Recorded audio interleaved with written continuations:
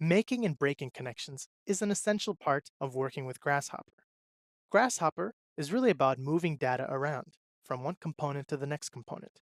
Being faster or really getting a handle of how to make and break connections between components is really going to make your workflow a lot more agile. Let's go ahead and practice and start with what we had before. Remember, I had 2 points and I was calculating the distance between those 2 points. I'm going to rebuild that, but you might already have it on your screen. I'm going to vector, point, construct point. To this first point, I'm going to change a bit the x coordinates. So I'm going to right click on it, set the number to 10. Now our point goes off in the x direction 10 units. Let's bring down another point. I'm going to go to vector point, construct point, and we'll leave that one at 0. Let's calculate the distance now. We're going to go to vector, point, and distance. We've already done this, but let's focus a little bit on what we're doing. Notice that if I go towards any of the inputs or outputs of the component, the cursor changes. It has this graphic of this cable with an arrow on it.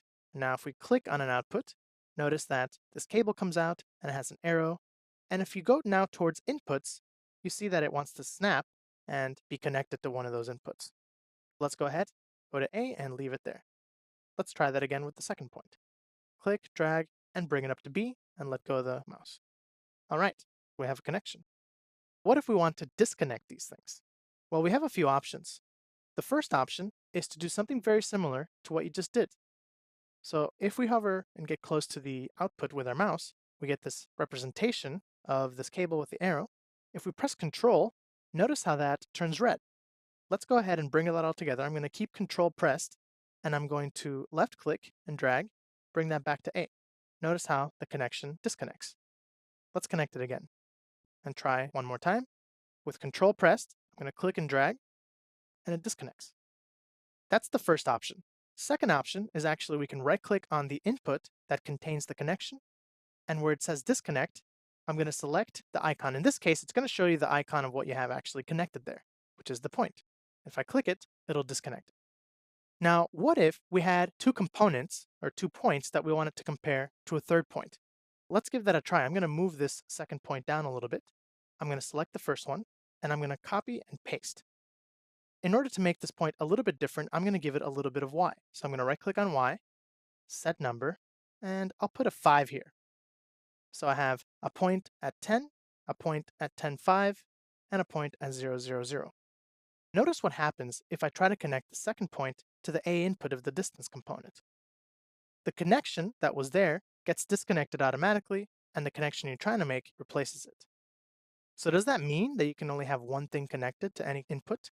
No, we have another option. If we wanted to compare both of these points and calculate a distance to the third point, we could still use the same configuration. We just need to add one more element. We're going to go back to our output here of the second point, and instead of what we did before, control, well, we don't want to disconnect, we want to add a connection. Press shift, notice that the cursor turns green. Now when we bring the connection, it gets added. And you can connect many things to all sorts of inputs. Now we have two connections. What does the disconnection look like in this case? Well, if we right click, you'll notice that you have two options, and it shows you which one you're going to be disconnecting. Or you can eventually disconnect them all. Right click, and you can have a view here of what you're actually going to be disconnecting. There's a few more options, generally dealing with cables, with how they look. They're again here at the input. So if we right click, notice that we also have this wire display. And this allows you to tweak a little bit how things look. By default, we have the default wire display. But we can also switch to faint, or if you like, you can either make a wireless connection. And when you make a wireless connection, the input has this wireless signal beaming, but if you select any of the components that make that connection, the connections are going to show up. I don't necessarily recommend starting making everything wireless because really the point of Grasshopper, as I mentioned before, is to see the connections and to create a diagram of your whole associative flow.